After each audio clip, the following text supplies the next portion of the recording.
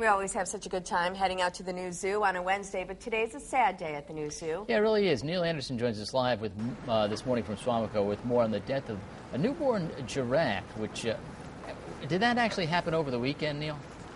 Yes, it did. The zookeepers came in on Saturday morning, and right over here in this stall, this is Zuri, and she was the mom, and there was a little calf that was laying, in the nursery bedding over here. And it appeared to look like it was doing well. The problem is it throughout the day seemed to get a little bit worse. We were hoping that after the first couple hours that it would get up and nurse. And you can see a picture of one of our zookeepers, when they were able to go ahead and shift Zuri over to get in and get near it. And it's sitting up, and it really looked well. And Dr. Tracy Gilbert had a good opportunity to get in there and check. Now, that's something that as soon as you have a newborn like that, you'd go ahead and do. But now the other picture that you're looking at, too, is because it did not nurse, within the first 12 hours, what we had to do is we had to go in then and make sure that we got it some milk and some colostrum.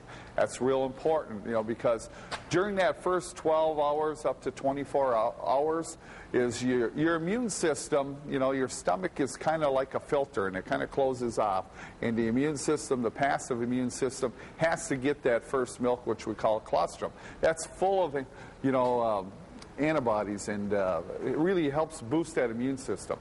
And we were able to go ahead and get that in, and we figured we had gotten enough milk in so that the little one could at least go overnight, and hopefully then would get a little bit stronger and be able to go ahead, stand on its own, and also following mom and go ahead and nurse.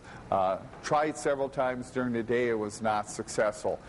Zuri, she looked and actually had good maternal instincts, real close to him. Tried to get the little one up, but the little one was too weak.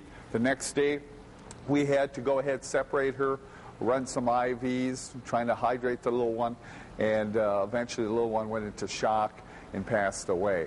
Now, of course, it was very difficult on the staff, but, one of the things, I said we talk about the staff, and you can see, even with the pictures, look at that first picture and how excited the staff is with the little one, and we're celebrating life, and, just another day we're celebrating the other end, and although it was a short life for that, we're hoping we're learning a few more things with Zuri herself. Now, one of the things that can cause a problem where you have a weak individual like that is that it may be a prolonged labor.